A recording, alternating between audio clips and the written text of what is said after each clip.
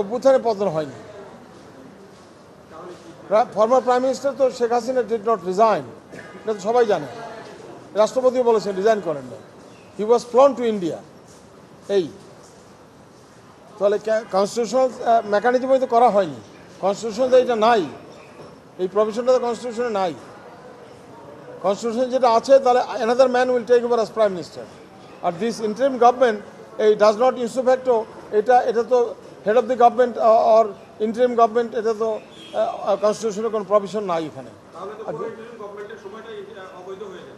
সেটা কি হবে সেটা দেখা যাবে ইনকোয়ারি কমিশনে।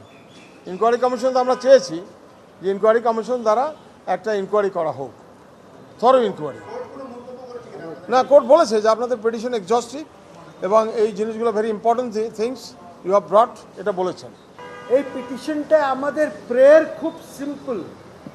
আমরা অনেক কথা বলেছি, চেয়েছি কি একটা কমিশন অফ ইনকোয়ারি চেয়েছি, যে ইউনূস সাহেবের আমলে যা কিছু ঘটেছে একটা ইনকোয়ারি করতে। এই যে আমাদেরকে দাসত্বর মধ্যে নিয়ে গেছে আমেরিকার, বা এই যে টিকা বাচ্চারা মারা যাচ্ছে, কেন এইগুলি কিনা হয় না, এইসব টোটাল।